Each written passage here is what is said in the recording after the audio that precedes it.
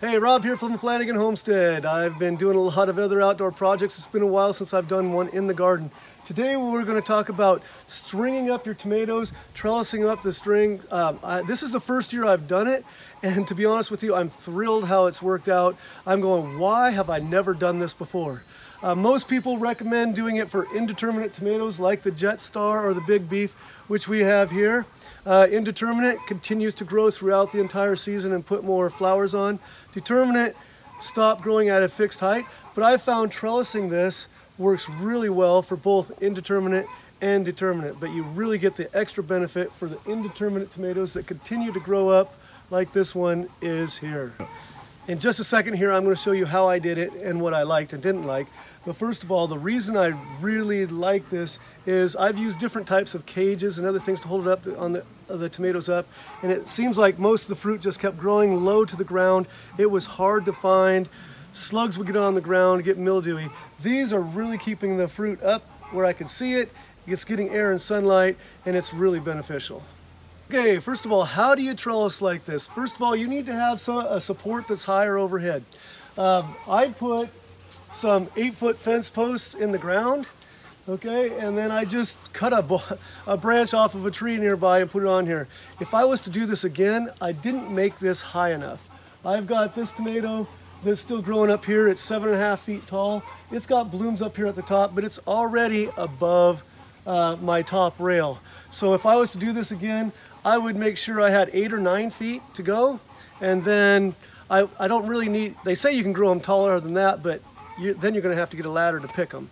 So, but I would, if I had to do it over again, my top rail would be another foot higher.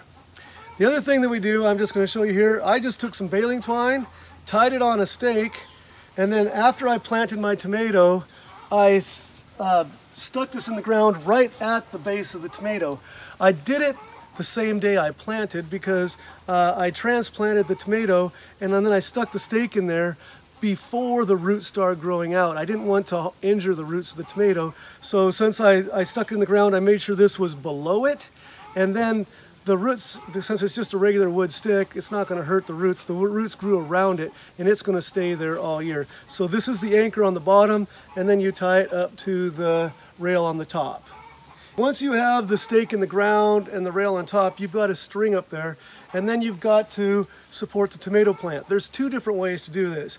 So pretend this stick is now the tomato plant. If it's tied here, I was enjoying just wrapping this string around the tomato as it grew up. I feel like this supports it a little bit more and gives it good tension. One thing that I would do differently though is because I knew I was going to be going around, I gave it a little bit of slack so that I'd have more to do it. And so because of that slack that was there, the tomato plant was growing sideways to begin with, and then as it got tighter, it grew it straighter up. Next year, when I do it again, I'm going to start off up here tied on the rail, but I'm going to have extra twine there, and I'm going to pull it tighter to begin with, and then I'm going to wrap around tight, and then as I need more string, I'm going to loosen it from the top. And there are special clips that you can have for that to let more out, but I'll loosen the line at the top to allow me to swirl around, and I probably won't use clips at all. But after it got really tight, I started using clips here, and this is an example. I'm going to take it off right now. The tomato clips we used. I did not think it was going to hold as well as they have, but because they don't squeeze tight on the vine, but I found you don't need to.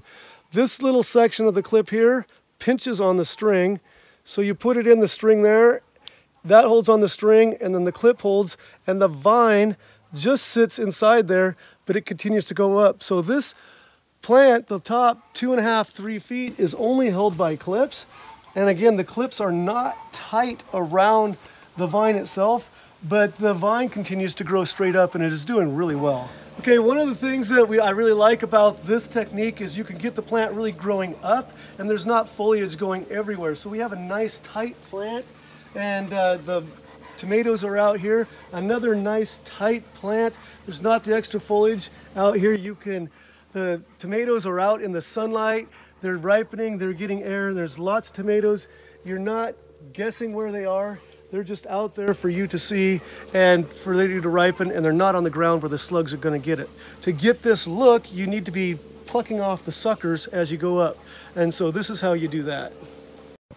Okay, to get rid of all that extra foliage that's not doing your plant any good, you need to pull out the suckers. This is what that looks like. So you have the main stem coming up here and growing out this way. This stem comes out, it is flowering, it's going to fruit.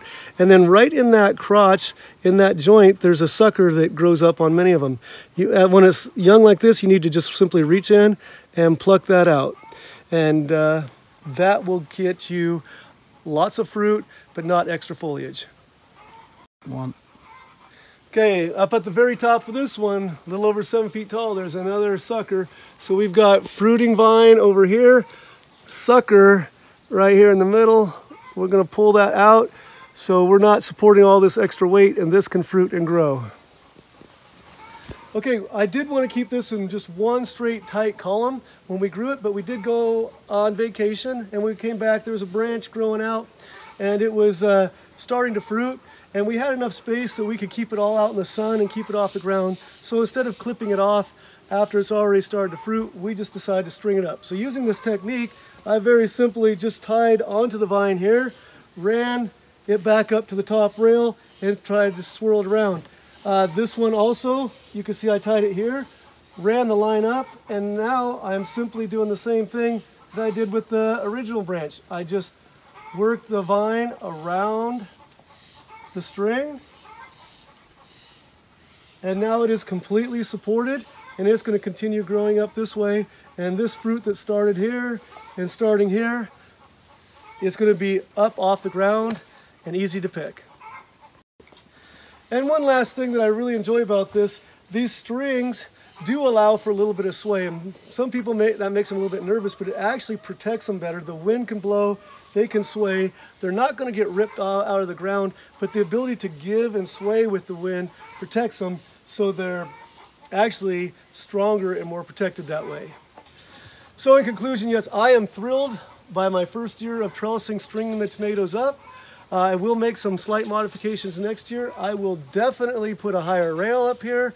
I will start with the string tight and then have the ability to loosen the string as we go. But I will definitely be doing this again for all of my tomatoes.